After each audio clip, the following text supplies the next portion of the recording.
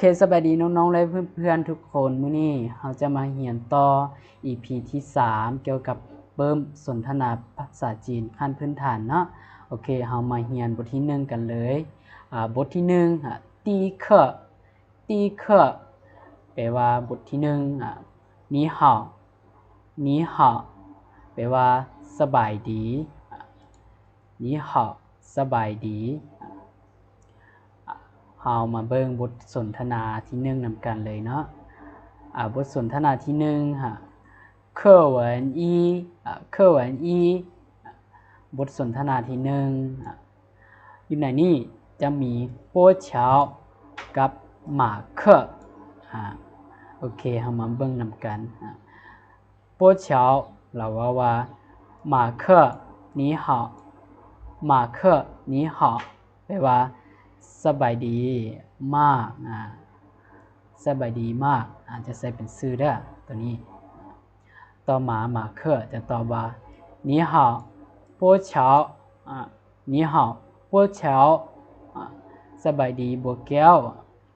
ปัวเฉาจะเป็นแปลว่าบัวแก้วเป็นชื่อคนลาวนะโอเคต่อมาปัวเฉาเราว่า再见แล้วพบกันใหม่หรือว่าลาก่อนหมาเคก็ตอบว่า再见แล้วพบกันใหม่ในบทสนทนาที่1นี้หมายความว่าทั้ง2คนก่อนหน้านี้เขาเจ้าจะรู้จักมาก่อนแล้วเขาเจ้ามาพบกันอีกครั้งแล้วก็เลยว่าสบายดีทักทายสบายดีแล้วก็บ๊ายบายหรือว่าลาก่อนเนาะอันนี้บทสนทนาที่1นี้หมายความว่าทั้ง2รู้จักกันแล้วเราจึงบ่ใช้คำว่านี่เฮาขึ้นต้นเนาะเราจะใช้เอิ้นชื่อแล้วก็สบายดีตัวอย่างเราก็สบายดีบัวแก้วสบายดีอาจารย์แบบนี้เนาะโอเคเรามาเบิ่งบทสนทนาที่2นำกันโอเคบทสนทนาที่2课文2บทสนทนาที่2อยู่นี่จะมีหวังเหล่าชื่อเปิ่นหมี่กับปัวเฉา3คนเนาะรวมกันโอเคมาเบิ่งนำกันเนี่ยนี่หวังเหล่าชื่อเราว่า你们好สบายดีพวกเจ้าสบายดีพวกเจ้าเว้ากับนักเรียนเนาะแล้วเปิ่นหมี่ก็ว่าหวังเหล่าชื่อ您好หวังเหล่าชื่อ您好สบายดีอาจารย์หวังสบายดีอาจารย์หวังปัวเฉาหรือว่าบัวแก้วก็ว่าเหล่าชื่อ好สบายดีอาจารย์แบบนี้แล้วหลังจากนั้นอาจารย์หวังหรือว่าหวังเหล่าชื่อก็ว่า明天见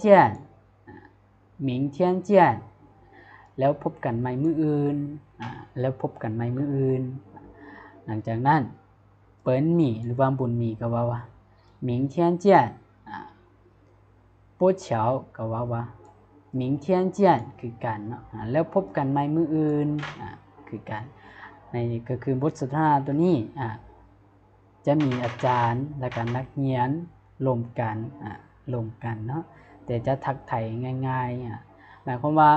อยู่ในบทสนทนาตัวนี้หวังเหล่าชื่อหรือว่าอาจารย์หวังจะพบกับนักเรียน2คนก็คือเปิ้นหมี่แล้วก็ปัวเฉาแล้วก็ทักทายกันหลังจากนั้นก็ว่าแล้วพบกันใหม่มื้ออื่นเด้อแบบนี้เนาะโอเคอันนี้จะเป็นบทสนทนาที่1กับ2ของบทที่1เนาะโอเคเอาไปเบิ่งบทที่2นำกันเนาะโอเค1บทจะมี2บทสนทนาเนาะ1บทจะมี2บทสนทนาโอเคเฮามาเบิ่งบทที่2นำกัน第二课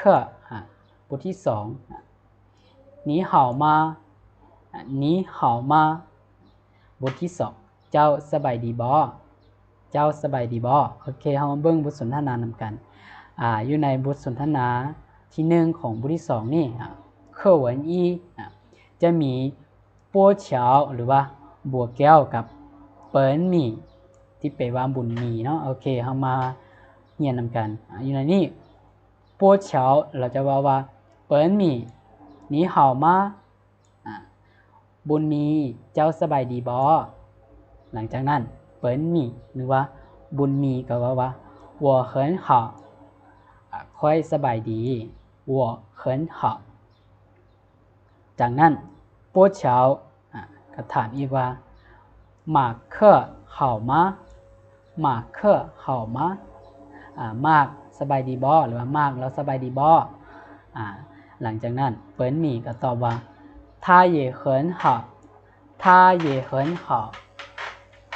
他也很好เราก็สบายดีคือกันเราก็สบายดีคือกันหลังจากนั้นป้วเฉาก็ว่า再见แล้วพบกันใหม่เปิ้นมีหรือว่าบุญมีก็ว่า再见แล้วพบกันใหม่อันนี้จะเป็นการทักทายระหว่างบัวแก้วกับบุญมีเนาะเขาจะทักทายกันถามว่าบุญมีเจ้าสบายดีบ่แบบนี้บุญมีก็ตอบว่าค่อยสบายดีหลังจากนั้นบัวแก้วก็ถามว่ามากสบายดีบ่ถามถึงผู้ที่3เนาะโอเคมากนี่จะเป็นหมู่ของบัวแก้วและกับบุญมีบัวแก้วก็เลยถามว่ามากสบายดีบ่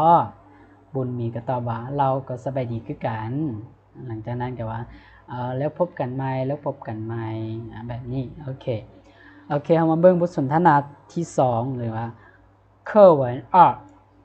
2ตัวนี้บทสนทนาที่2จะมี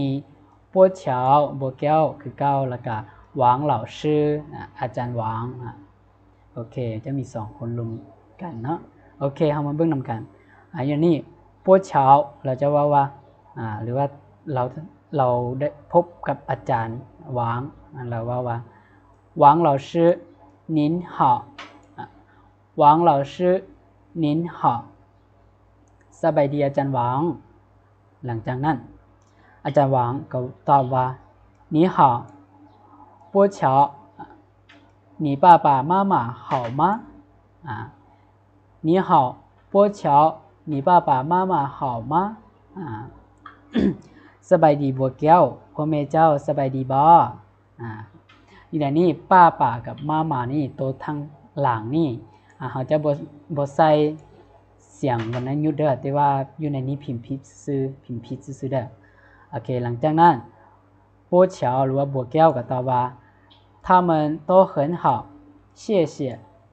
他们都很好谢谢พวกเขาล้วนแต่สบายดีขอบใจเด้อแบบนี้นะขอบใจหลังจากนั้นหวังเหล่าชื่อก็ว่า不客气บ่ต้องเกรงใจหรือว่าบ่เป็นหยังหรือว่าไงคือบ่ต้องขอบใจดอกแบบนี้เนาะโอเคก็คือบทสนทนาที่2นี่บัวแก้วจะลมกับอาจารย์หวางแล้วเราก็จะถามว่าพ่อแม่ของบัวแก้วหันสบายดีบ่หลังจากนั้นบัวแก้วก็ตอบว่าพวกเขาล้วนแต่สบายดีขอบใจอาจารย์เนาะแล้วก็อาจารย์ก็ตอบว่าบ่เป็นหยังหรือว่าบ่ต้องเกรงใจหรือว่าบ่ต้องขอบใจดอกแบบนี้โอเคแล้วสำหรับคลิปวิดีโอนี้ก็จะมาสอนเพียงแต่เท่านี้เนาะจะสอนบทที่1กับบทที่2เพียงแต่เท่านี้เนาะแล้วถ้าเพื่อนๆหรือน้องๆคนใดบ่เข้าใจบนใดก็สามารถคอมเมนต์มาถามได้เนาะแล้วก็ถ้า